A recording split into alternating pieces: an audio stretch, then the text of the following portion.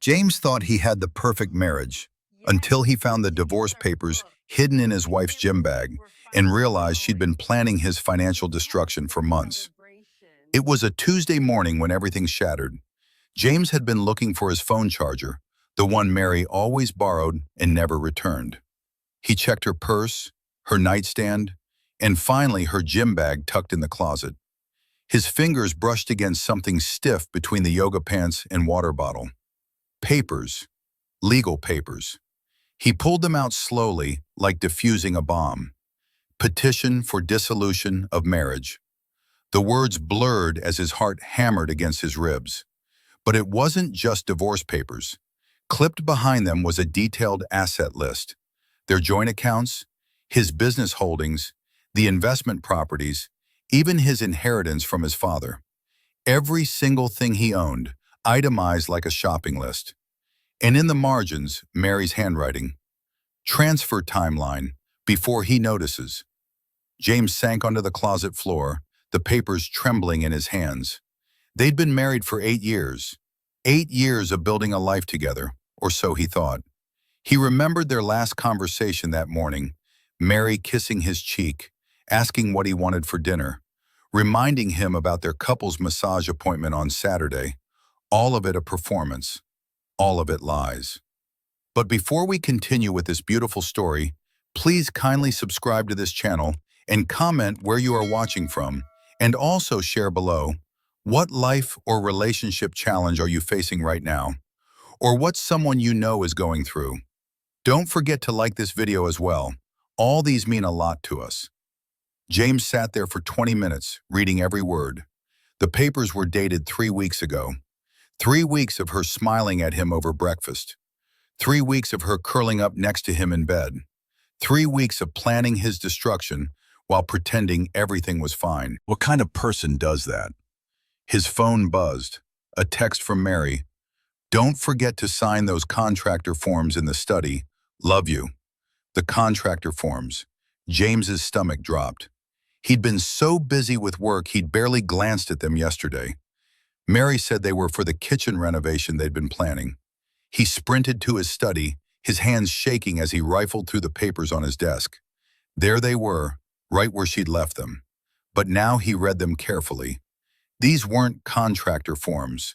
They were transfer documents for their joint investment account, the one with nearly $400,000. His signature would give her sole control. The papers were designed to look boring, filled with legal jargon about property management and household expenses. If he hadn't found the divorce papers first, he would have signed without thinking. James felt ice water flood his veins. This wasn't just a divorce. This was a calculated heist. How long had she been planning this? How long had she been lying to his face? He pulled out his laptop and started digging. Their joint accounts showed nothing unusual at first glance, but when he looked closer, he saw it. Small transfers, $5,000 here, $3,000 there, always to an account he didn't recognize. Over the past 6 months, Mary had moved nearly $30,000 without him noticing.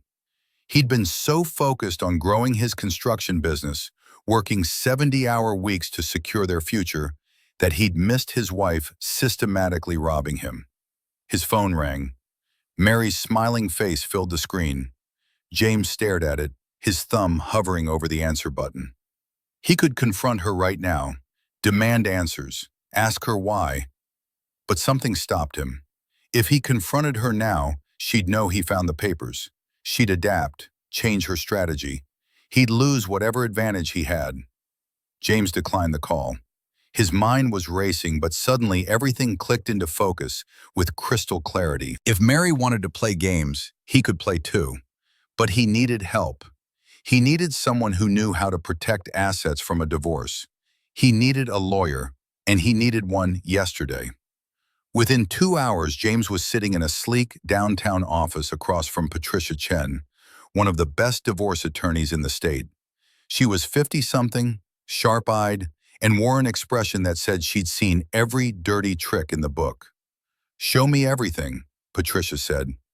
James laid out the divorce papers, the transfer documents, the bank statements showing Mary's secret movements. Patricia's expression didn't change as she reviewed each page, but her pen moved rapidly across her legal pad. "Your wife is smart," Patricia finally said. "This is premeditated financial abuse. She's been positioning herself for months.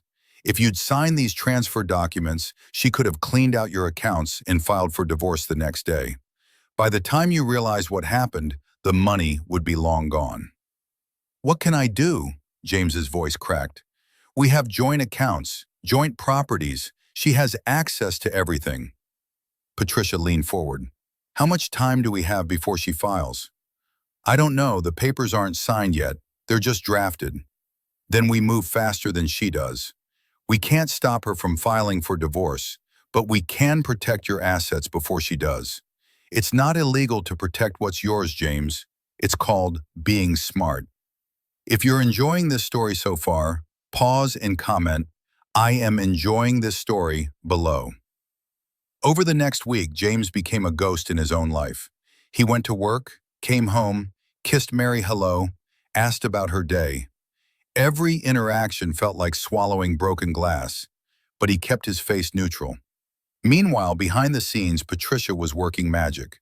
First, they documented everything.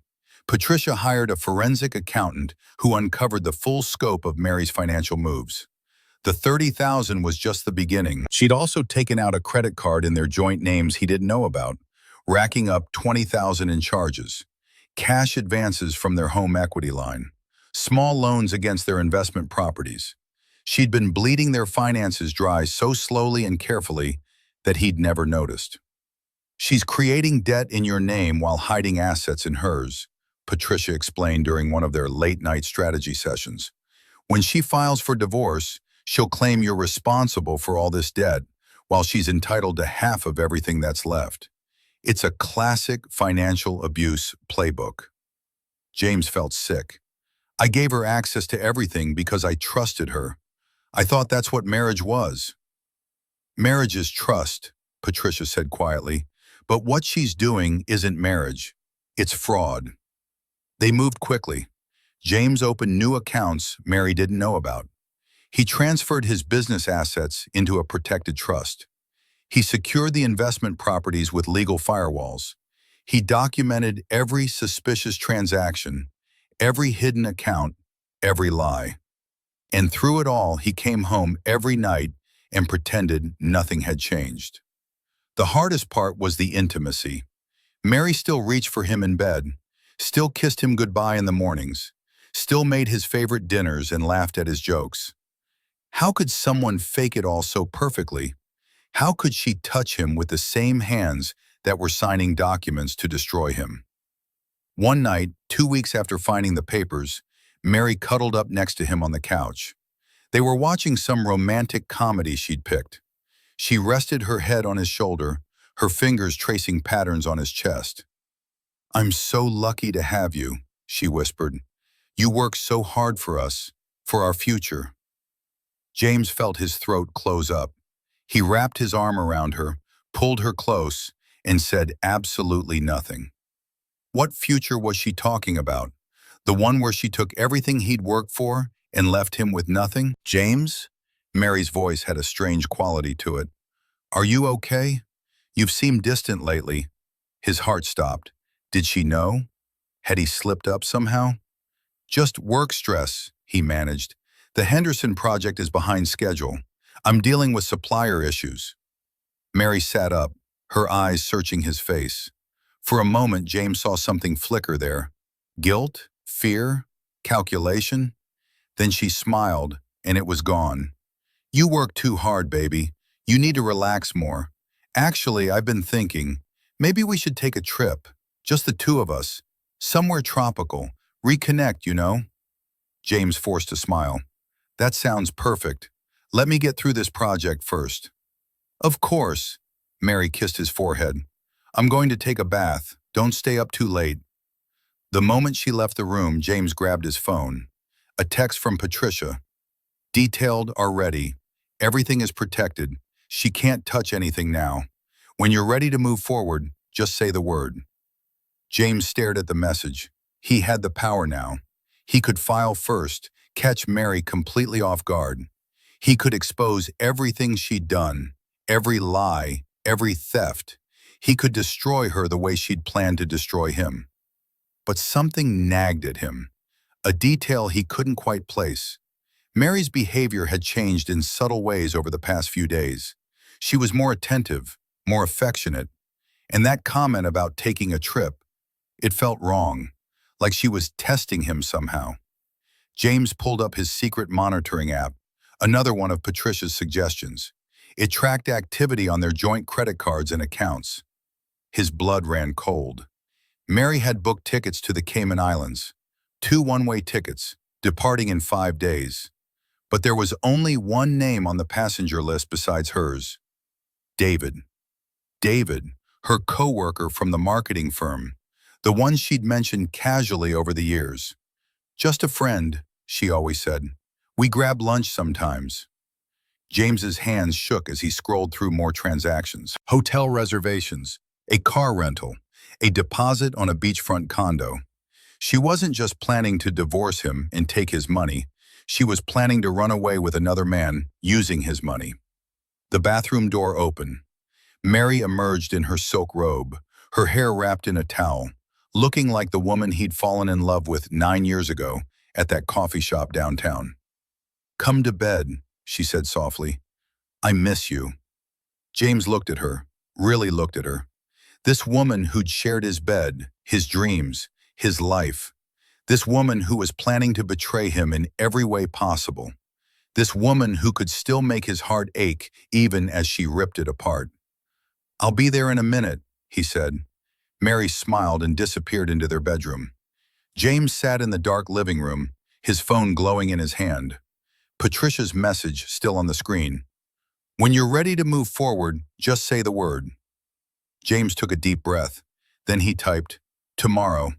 We move tomorrow. And I want to file for fraud charges too. She's not getting away with any of it." He hit send. Then he deleted all evidence of the conversation, cleared his browser history, and went to bed next to his wife. One last night of pretending. Tomorrow, everything would change.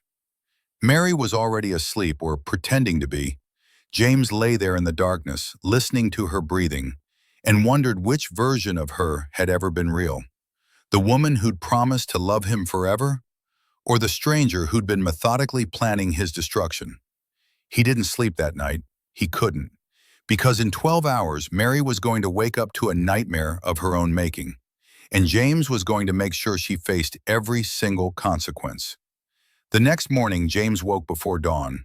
He showered quietly, dressed in his best suit, the one he wore to important business meetings, and left the house while Mary was still sleeping. He left a note on the kitchen counter. "Early meeting with investors. Don't wait up for dinner. Love you." Even now, even knowing everything, the lies came easily. Maybe Mary had taught him that. James was in his lawyer's office at 7 in the morning when Mary woke up. By 8, the papers were filed. By 9, their joint accounts were frozen. By 10, Mary's secret accounts were frozen too, thanks to Patricia's emergency fraud petition. By 11, James was back at work, sitting in a project meeting, pretending his entire life hadn't just detonated. His phone started buzzing around noon. 17 missed calls from Mary, 32 text messages that escalated from confused to angry to panicked. He didn't read any of them. Patricia had been clear. No contact, no communication. Everything goes through attorneys now. But at 2 in the afternoon, Mary showed up at his construction site. James was reviewing blueprints with his foreman when he saw her car screech into the parking lot. She got out like a storm system, her face flushed, her eyes wild. Several of his workers stopped what they were doing to watch. "James," her voice cracked across the site, "what the hell did you do?" He set down the blueprints carefully, his heart hammering but his face calm. This was it, the moment of truth. He walked toward her slowly, aware of all the eyes watching them. "I protected myself," he said quietly. "That's what I did." "Protected yourself?" Mary's laugh was shrill. "You froze our accounts. I can't access anything. My cards were declined at the grocery store. Do you have any idea how humiliating? How humiliating? James's voice dropped to a whisper, but it cut like a blade. You want to talk to me about humiliation, Mary? Really? Something flickered in her eyes. Fear, maybe, or recognition that she'd been caught. I don't know what you think is happening, she said, her voice shifting to something softer, more reasonable. But this is crazy. We can talk about this at home. Whatever's going on, we can fix it together. Together.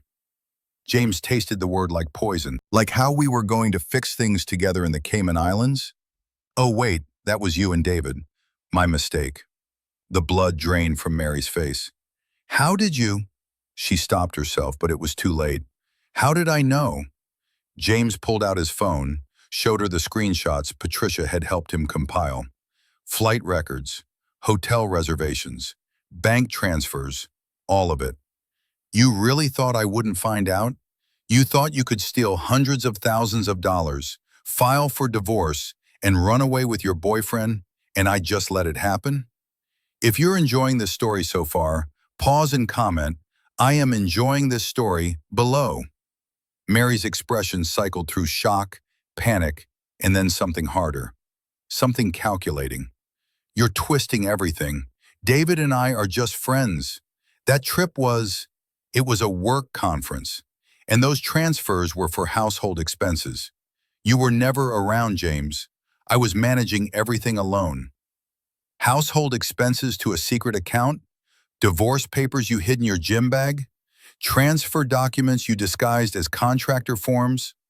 James's voice was shaking now. I almost signed those papers, Mary. I almost gave you everything without even knowing it. How long were you planning this? How long have you been lying to my face? Tears spilled down Mary's cheeks, and for a second, James felt his resolve waver.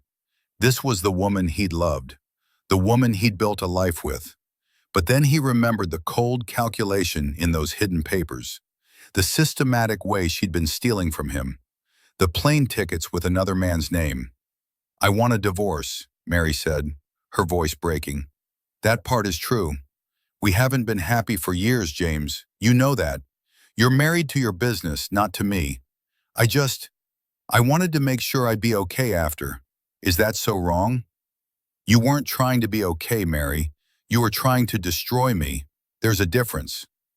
I never tried to destroy you. Her voice rose again. I just wanted what I deserved. I supported you for years while you built that business.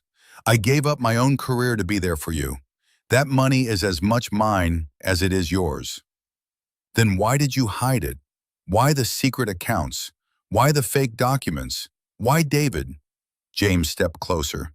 If you wanted a fair divorce, you could have just asked. But you didn't want fair, did you? You wanted everything. Mary's tears stopped as quickly as they'd started. Her expression hardened into something James had never seen before. Something ugly and raw. You know what your problem is, James? You think you're the victim here. Poor James, working so hard, providing for his family. But you were never there. Not really. You know how many nights I ate dinner alone? How many birthdays you missed because of some project? How many times I tried to talk to you about us and you were too tired, too busy, too obsessed with your precious business. So you stole from me? That was your solution to feeling neglected? I didn't steal anything. I took what I earned by putting up with you for 8 years. Mary's face was flushed with anger now, all pretense of the hurt wife evaporating. And you want to know the truth about David? Yeah, we're together. Yeah, we were leaving. Because he actually sees me, James. He actually cares about what I want, what I need. He doesn't treat me like some accessory to his success story. The words hit James like physical blows, but he forced himself to stay calm. This was the real Mary. This was who she'd been hiding behind all those smiles and kisses and performances. Then you should have just left, James said quietly. You should have asked for a divorce like an adult, but instead you tried to rob me, and now you're going to face the consequences. Consequences? Mary laughed bitterly. You froze the accounts, James. I can't even buy groceries. You can't do that. That's financial abuse. No, Mary. What you did was financial abuse. What I did was protect myself from fraud. There's a legal difference, and my attorney is very clear on that. Mary's eyes narrowed. Attorney? You got an attorney? When? Right after I found your divorce papers, the ones you were planning to surprise me with. I just surprised you first. For a long moment, Mary just stared at him. Then she pulled out her phone. We'll see what my lawyer says about this. You can't freeze me out of my own money.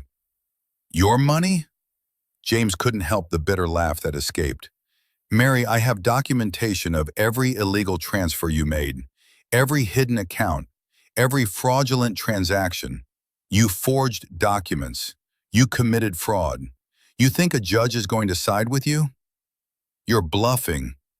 Try me. Mary's hand trembled as she held her phone. I'll fight you on this, James. I'll take you for everything you have. You already tried that. It didn't work. James turned back toward his construction site. You need to leave now.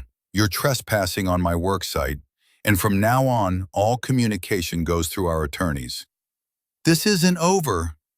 Yeah, James said without turning around. It really is. He heard her car door slam, heard the screech of tires as she peeled out of the parking lot. His foreman, Tommy, walked over slowly. Boss, you okay? James realized his hands were shaking. I will be.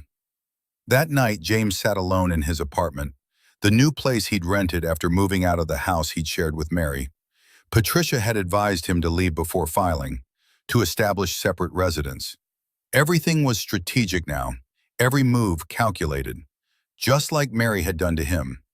His phone buzzed, a message from Patricia. Her attorney reached out. They want to negotiate. She's scared, James. She knows we have her dead to rights on the fraud charges. James stared at the message. A part of him, the part that still remembered loving her, wanted to let it go, wanted to just end it cleanly and move on. But another part, the part that had been betrayed and used and nearly destroyed, wanted justice. He typed back, what are they offering? Clean split. She walks away with nothing but her personal belongings. No alimony, no asset division. In exchange, you don't press fraud charges. James laughed out loud. She steals hundreds of thousands of dollars and thinks she can just walk away? That's not all, Patricia's next message read. I did some more digging. David? He's married, 3 kids. His wife has no idea about Mary.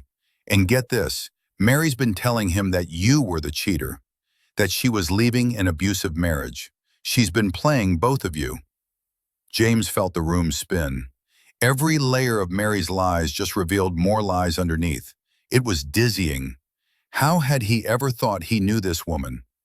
Another message from Patricia. There's more. Remember those cash advances on the home equity line? Mary told the bank you approved them. She forged your signature. That's felony fraud, James. We're talking serious prison time if we pursue this. Prison. The word hung in the air. James imagined Mary in an orange jumpsuit, her perfect manicure ruined, her designer clothes gone. The woman who'd shared his bed for 8 years locked in a cell. His phone rang. Patricia's name on the screen. Don't answer yet, she said when he picked up. Just listen. You have all the power here. She can't touch your business, can't touch your assets. The prenup she tried to say was invalid? It's rock solid. She's going to walk away from this marriage with nothing. But the criminal charges? That's your call. I can file them tomorrow, or I can use them as leverage to make sure she never bothers you again. What do you want? James closed his eyes. What did he want? He wanted his 8 years back. He wanted the woman he'd married to have been real. He wanted to not feel this crushing weight of betrayal every time he breathed. I want the truth, he said finally. I want to know when it started, when she decided I was just a bank account to her, when David came into the picture. I want to know when my marriage actually ended, because clearly it was long before I found those papers. James, Patricia's voice was gentle. Does that really matter? Does knowing the exact moment she betrayed you change anything? Maybe not, but I need to hear her say it. I need to look her in the eye and hear the truth. Just once. No more performances. No more lies. Patricia was quiet for a moment. I can arrange a mediation session. You, her, me, her attorney. Completely off the record. You can ask your questions. But James, be prepared for the answers to hurt even more than what you already know. They can't hurt more than this. He was wrong. The mediation was set for 3 days later. James barely slept in the meantime. He kept replaying their marriage in his head, looking for the signs he'd missed. When had Mary changed? Or had she ever been who he thought she was? The mediation room was sterile and cold. A conference table, uncomfortable chairs, fluorescent lights that made everyone look half dead. Mary arrived with her attorney, a thin man in an expensive suit who looked deeply uncomfortable with his client's situation. Mary looked different, smaller somehow. Her designer clothes and perfect makeup couldn't hide the dark circles under her eyes. But when she met James's gaze, there was still defiance there, still pride. "Thank you for agreeing to this," her attorney began. "My client is willing to accept a clean separation with no asset division if we can resolve this amicably and avoid any criminal proceedings." "I want to ask her some questions first," James said. Patricia nodded. Mary's attorney looked nervous but gestured for her to answer. James leaned forward. "When did it start? When did you decide to do this to me?" Mary's jaw tightened. "I don't know what you—" "Don't." James's voice was hard. "No more lies, Mary. Not here. Not now. I'm offering you a way out of prison time, but only if you give me the truth. When did you start planning to rob me?" The room was silent. Mary's fingers drummed on the table, a nervous habit James had never noticed before. Or maybe he had and just never paid attention. "About a year ago," she said finally. Her voice was barely a whisper. "That's when I decided I couldn't stay married to you anymore." A year. James felt the words like a punch. "And David?" "6 months ago. We met at a conference. He was everything you weren't. Attentive, present. He actually wanted to know about my day, my thoughts, my dreams. Not just how his business was doing." "So you decided to steal my money and run away with him?" "It wasn't like that," Mary's eyes flashed. "I wasn't stealing. I was taking what I deserved for wasting the best years of my life on someone who didn't even see me. I saw you every day, Mary. I came home to you every night." "No, you didn't," her voice broke. "You came home to a house, to a bed, to someone who cooked your meals and did your laundry and kept your life running while you chased your dreams. But you never actually saw me. You never asked what I wanted, what I needed.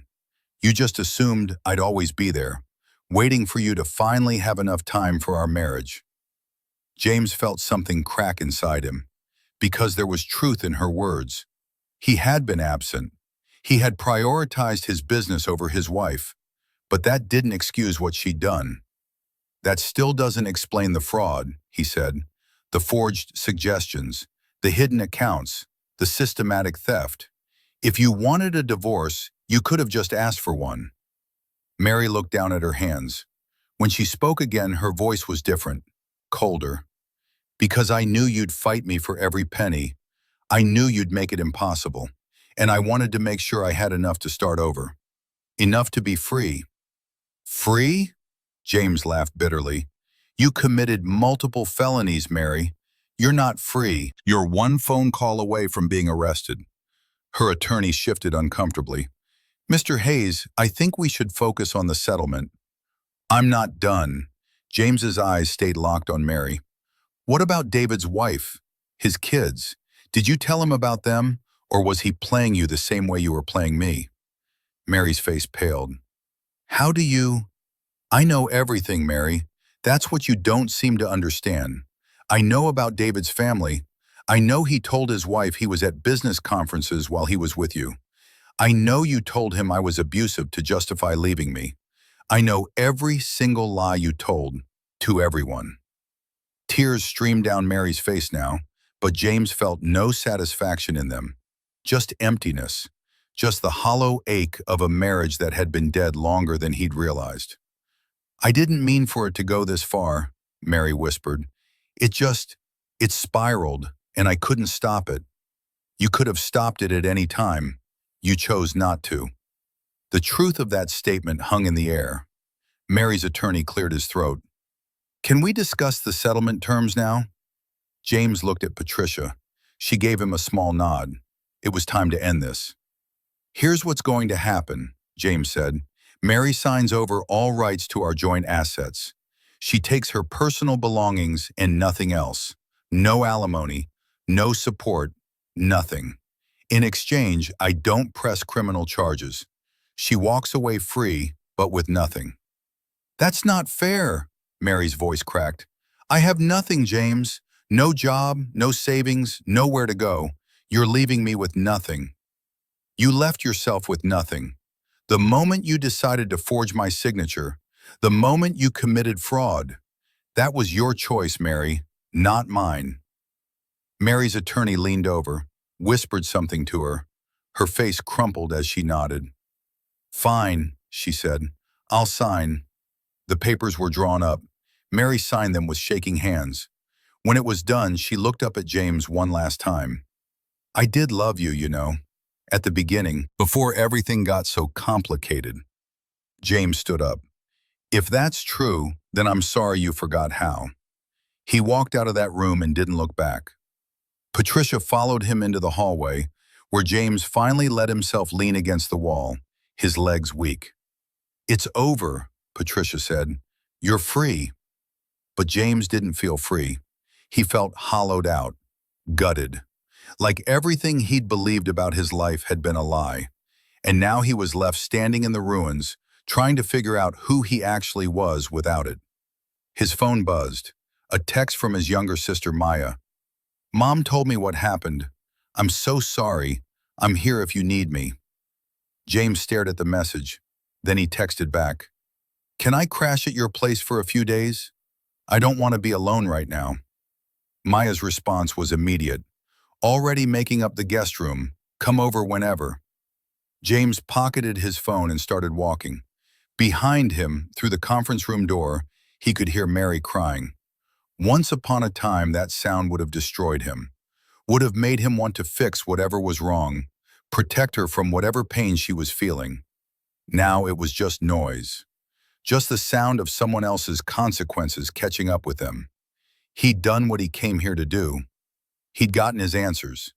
He'd protected himself from complete destruction. He'd even walked away with his business and his assets intact. So why did it feel like he'd lost everything anyway?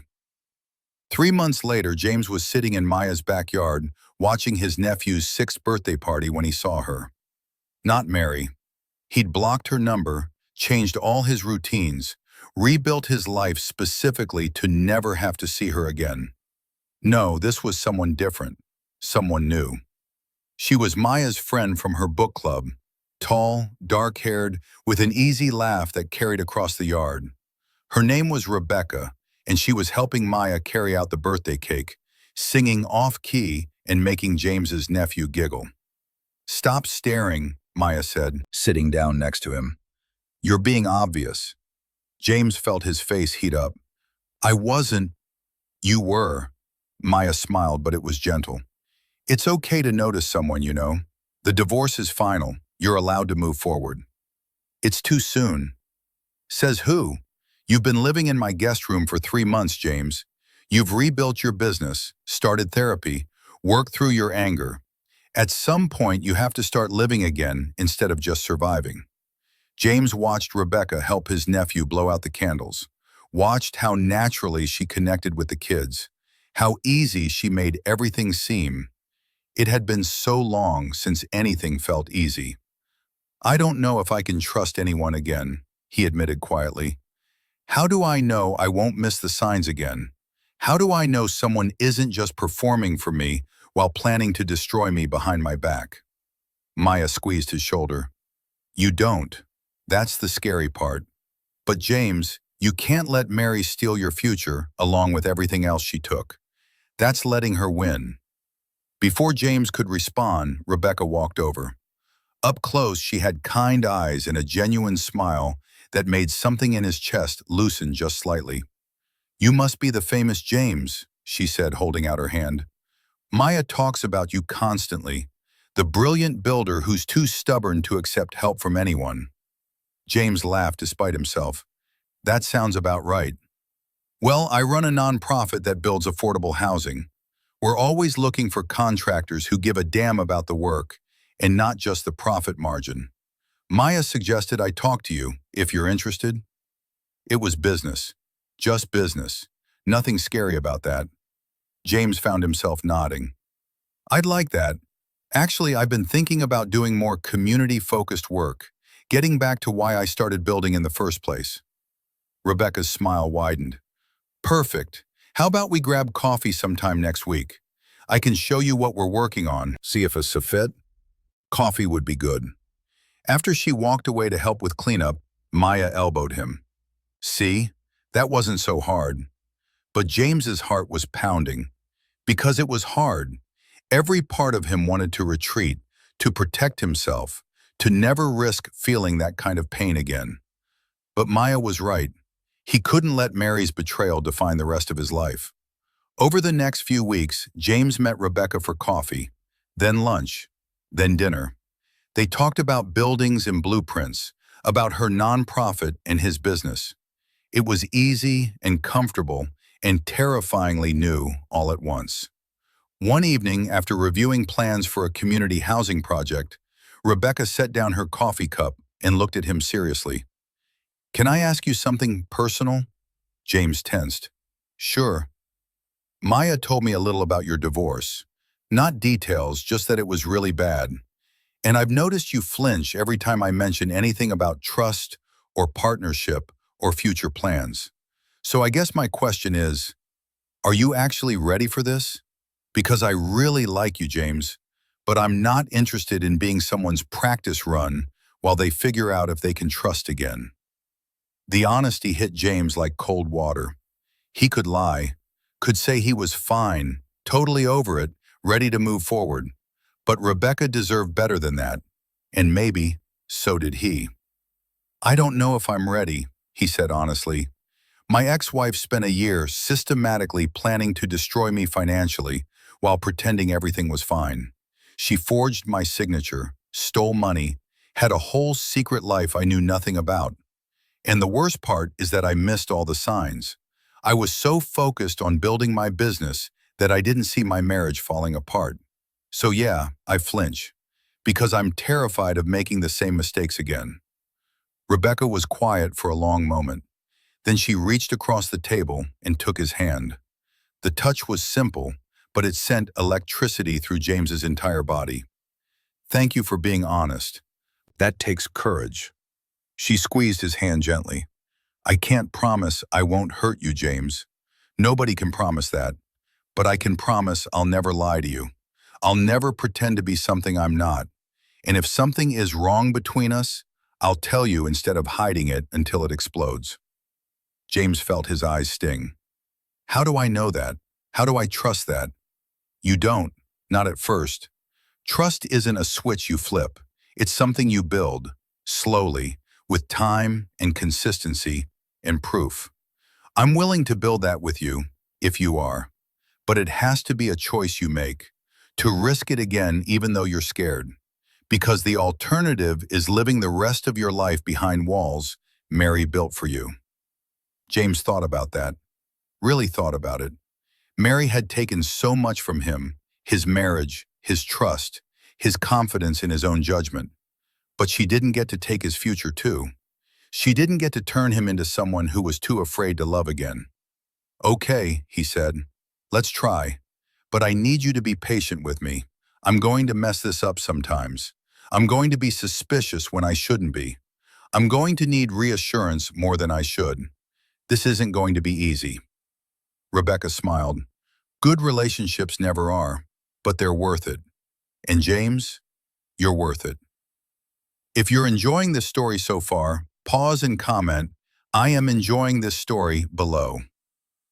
Over the next 6 months, James slowly learned what a healthy relationship looked like. Rebecca didn't hide her phone or have secret accounts.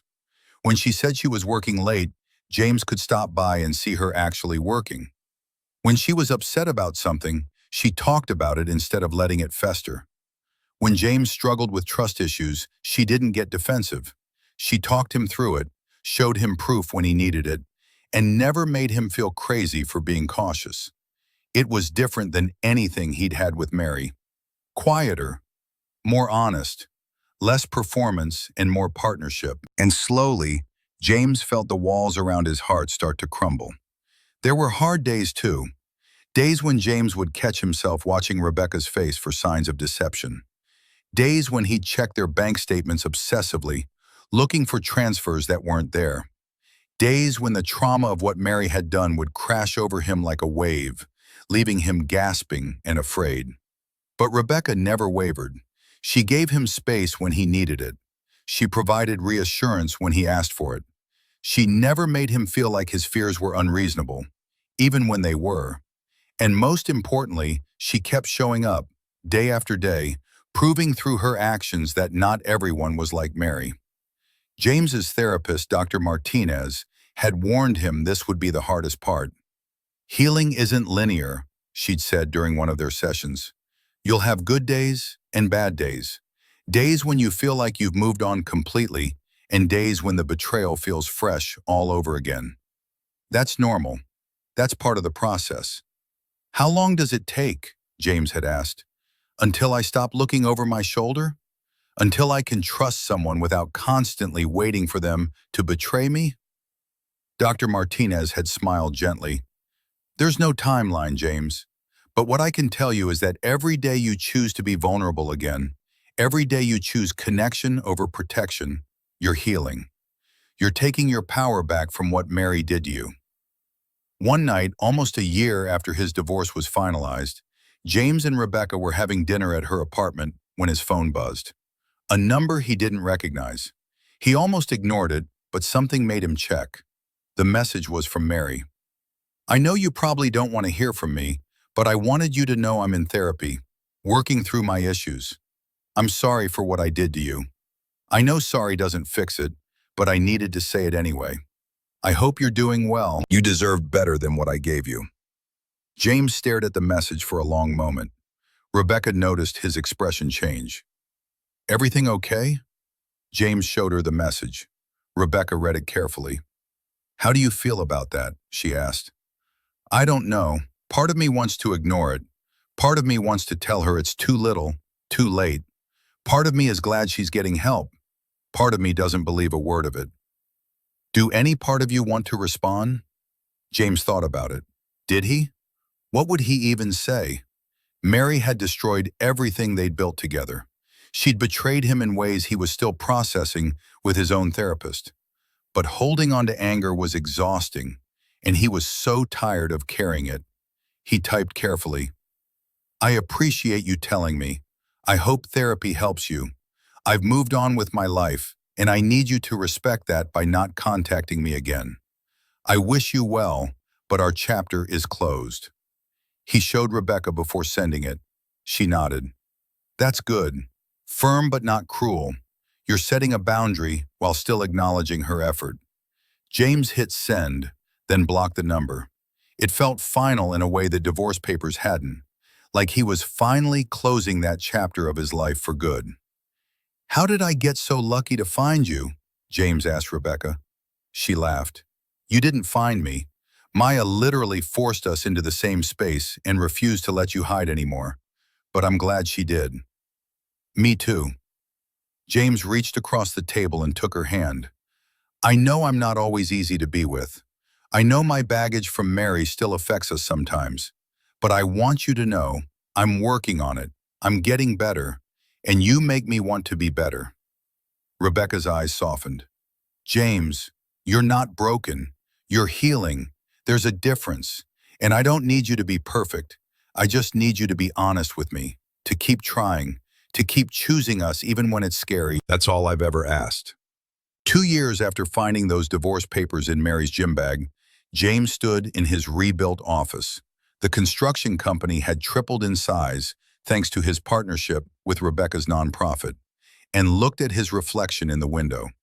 He barely recognized the man staring back at him.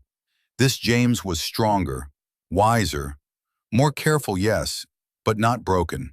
He'd survived the worst betrayal he could imagine and come out the other side. He'd protected himself, gotten justice, and learned to trust again. He'd built something new from the ruins of his old life. His phone buzzed. A text from Rebecca. "Dinner tonight?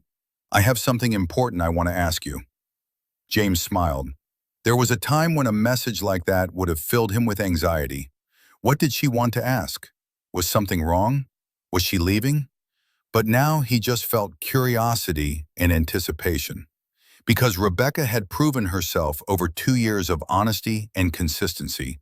She'd earned his trust the hard way, through time and truth, and never once making him regret taking the risk. He texted back, "Can't wait. I love you." 3 little words that had once felt like a trap. Now they felt like freedom. James thought about Mary sometimes, wondered how she was doing, if therapy had helped, if she'd ever really understood what she'd done. But mostly he didn't think about her at all. She was a chapter in his story, not the whole book. The real story, the important one, was what he was building now. Not just buildings and businesses, but a life. A real life, with real trust, and real love that didn't require performance or pretense. Patricia had called him a few months back, asked how he was doing. "You know what the best revenge is?" she'd said. "Living well, building something better, proving that what they did to you didn't define you." James had laughed. "Is that legal advice or life advice?" "Both. It's the only kind I give." That night, over dinner, Rebecca reached across the table and took his hand. "So, remember how I said I had something important to ask you?" James's heart jumped, but not with fear, with hope. "I'm listening. I got offered a project in Portland. It's huge, a full community development, dozens of affordable housing units, exactly the kind of work we've both been dreaming about. The nonprofit wants to open a branch there, and they want me to run it." James felt his stomach drop. "That's amazing, Rebecca. I'm so proud of you." "I haven't said yes yet, because here's the thing. I don't want to do it without you. I want us to take this leap together, build something incredible together. But I need to know if you're in, really in, not just with me, but with us, with a future that's bigger than protecting yourself from the past." James looked at this woman who'd helped him learn to trust again, who'd been patient with his fears and honest about her feelings, who'd never once made him feel like he was too broken to love. "Yes," he said without hesitation. "I'm in. Let's build something incredible." Rebecca's smile lit up the entire restaurant. "Really? You're sure? Because this is big, James.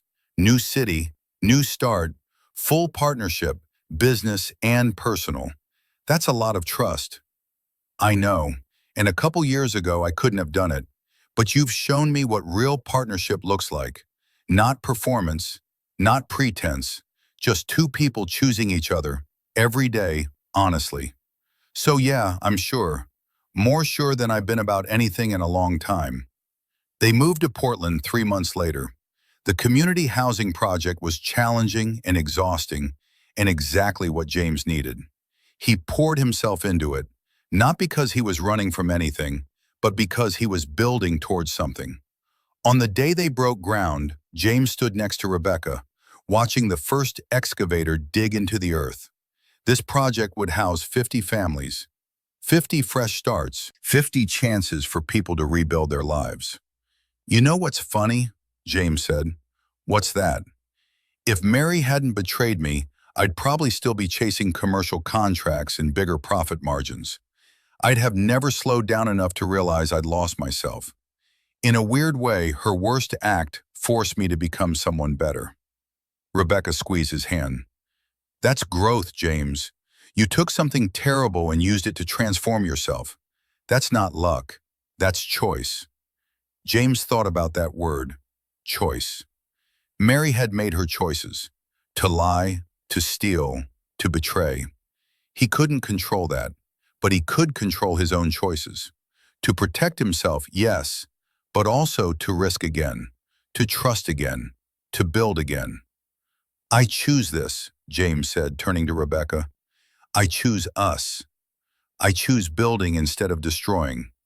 I choose moving forward instead of staying stuck in anger.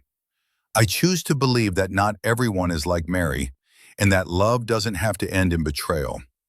Rebecca kissed him, right there on the construction site, with the workers cheering and the excavator rumbling and the future stretching out ahead of them like an empty blueprint waiting to be filled with something beautiful. That night, James lay in their new apartment in Portland, Rebecca asleep beside him, and thought about everything that had led him here. The pain of finding those divorce papers, the betrayal, the anger, the long process of rebuilding himself from the inside out, the risk of loving again. It had all been worth it, not because the pain had some grand purpose, but because he'd refused to let it be the end of his story. He'd survived the worst thing he could imagine, and he'd come out the other side stronger, wiser, and capable of loving more deeply than he'd ever thought possible. His phone buzzed one last time, a message from Maya. "Proud of you, little brother. You really did it. You took the worst thing that ever happened to you and turned it into something beautiful. That takes real strength." James smiled in the darkness. "Yeah," he thought, "I really did." He'd suspected his wife was planning a divorce, so he'd quickly moved all his assets to protect himself. 3 weeks later, when Mary tried to execute her plan, she found herself facing the consequences of her own betrayal. But the real story wasn't about revenge or justice. It was about what James had built afterward. He'd protected his assets when Mary tried to destroy him. But more importantly, he'd protected something else: his capacity for trust, for love, for building instead of just defending. He'd chosen not to let betrayal turn him into someone unrecognizable. He'd chosen to keep his heart open, even when it was terrifying. James closed his eyes, Rebecca's hand warm in his, and felt something he hadn't felt in years: peace. Not the peace of forgetting, but the peace of moving forward. The peace of knowing that what happened to him didn't define him.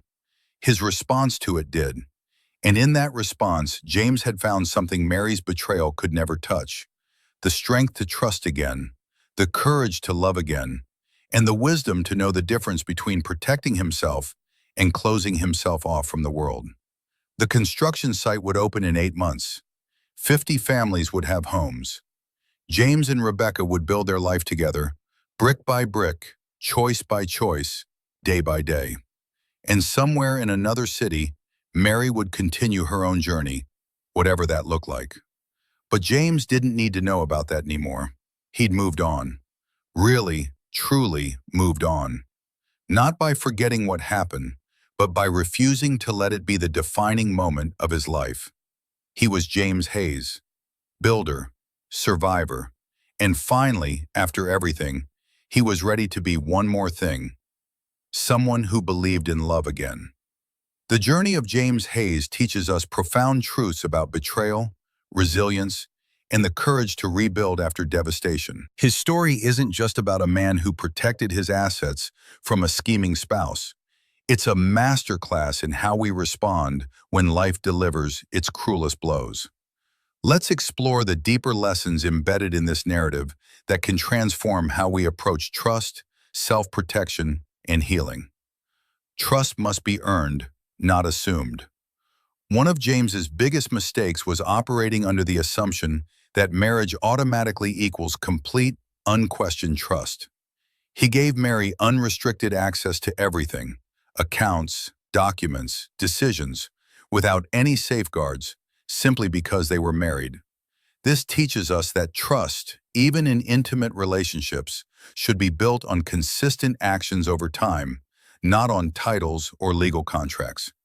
Real trust comes from watching how someone behaves when they think nobody's watching. It comes from consistency between words and actions. It comes from transparency, not secrecy. James learned the hard way that love doesn't mean abandoning all caution. Healthy relationships include appropriate boundaries, mutual accountability, and open communication about finances and major decisions. Trusting someone completely doesn't mean being naive about human nature or ignoring warning signs. Protect yourself without becoming cynical. James's story shows us the delicate balance between self-protection and cynicism. After discovering Mary's betrayal, he had every reason to never trust anyone again. He could have built walls so high that no one could ever hurt him. Instead, he chose a different path. He protected himself legally and financially while keeping his heart open to the possibility of love. This is the crucial lesson. Protecting yourself doesn't mean shutting yourself off from the world. It means being wise, setting boundaries, doing your due diligence, and watching for red flags, but still choosing vulnerability with people who prove themselves trustworthy. James didn't let Mary's betrayal turn him into a bitter, suspicious person. He went to therapy, processed his pain, and slowly learned to trust again with Rebecca, who consistently demonstrated honesty and transparency. The key is discernment, not blanket distrust. Some people will betray you, others won't. Your job is to be wise enough to tell the difference and brave enough to risk connection with those who earn it. Betrayal reveals character, both theirs and yours. How we respond to betrayal says everything about who we are. Mary's actions revealed her true character: selfish, calculating, dishonest. But James's response revealed his character too. He didn't seek revenge. He didn't destroy Mary just because he could. He protected himself, yes, and ensured she faced legal consequences for fraud, but he didn't pursue criminal charges that would have sent her to prison. This teaches us that when someone betrays us, we face a choice. Do we become like them, or do we respond from our own values? James chose justice over vengeance, protection over destruction. He took the high road not because Mary deserved it, but because he deserved to be the kind of person who doesn't lower himself to match someone else's moral level. Your response to betrayal doesn't change what happened, but it absolutely changes who you become afterward. Choose wisely, because you'll have to live with the person you decide to be. Don't ignore your intuition. Looking back, James realized there were signs: Mary's emotional distance, her secretiveness, the way she'd changed subtly over time. He'd been so focused on his business that he'd ignored these signals. This teaches us a vital lesson about intuition. That nagging feeling that something's wrong usually exists for a reason. We live in a world that often tells us to ignore our gut feelings, to give people the benefit of the doubt, to not be paranoid. But there's a difference between paranoia and intuition. Paranoia is fear without evidence. Intuition is your subconscious processing evidence you haven't consciously acknowledged yet. When something feels off in a relationship, whether romantic, business, or friendship, pay attention, investigate, ask questions. Don't ignore that inner voice just because you're afraid of what you might discover. Presence matters more than provision. Mary's accusations cut deep because they contain truth. James had been physically present, but emotionally absent. He'd worked himself to exhaustion building his business, believing that providing financially was how he showed love. But Mary needed more than money. She needed connection, attention, emotional intimacy. This doesn't excuse Mary's fraud and betrayal. Nothing justifies that level of deception. But it teaches us that relationships die from neglect long before they die from malice. You can't build a marriage on financial provision alone. People need to feel seen, heard, valued, and prioritized. If you're so busy chasing success that you neglect the people you're supposedly working for, you're undermining the very relationships you're trying to support. Success means nothing if you're successful and alone. Presence, real, engaged, emotionally available presence, is irreplaceable. James learned this lesson painfully, but he didn't make the mistake with Rebecca. He built their relationship on communication, time together, and mutual emotional investment. Healing is a choice you make daily. Perhaps the most powerful lesson from James's story is about healing. He didn't wake up one day magically over his trauma. He chose healing through therapy, through allowing himself to grieve, through accepting support from his sister, through taking small risks with Rebecca even when he was terrified. Healing isn't passive. It's not something that just happens with time. Time alone doesn't heal anything. It's what you do with that time that matters. James actively worked on his issues. He talked about his fears. He practiced vulnerability in small doses. He celebrated progress and forgave himself for setbacks. He chose, day after day, to move forward rather than stay stuck in anger and bitterness. When life breaks you, you face a choice. Let the breaking define you, or let it refine you. James chose refinement. He took his brokenness to therapy, processed it, learned from it, and emerged stronger and wiser. That's not luck. That's courage and intentional work. The ultimate lesson: your past doesn't own your future. James's story ends with hope because he refused to let Mary's betrayal write the rest of his life story. She got to write one chapter, a painful, destructive chapter, but James reclaimed the pen and wrote the chapters that followed. This is the ultimate truth. What happens to you matters, but it doesn't define you. How you respond defines you. James was betrayed, yes, but he was also resilient, wise, brave, and capable of loving again. He didn't let the worst thing that happened to him become the only thing that mattered about him. Your story isn't over. Whatever betrayal, loss, or pain you've experienced is part of your story, but it's not the whole story. You still have chapters to write. You still have choices to make. You still have the power to build something beautiful from the ruins. James teaches us that surviving betrayal isn't just about protecting your assets or getting justice.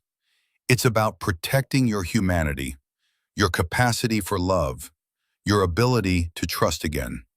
It's about refusing to become bitter, closed off, or defined by someone else's worst actions. That's the real victory. That's the real strength. And that's a lesson worth remembering when life inevitably breaks your heart.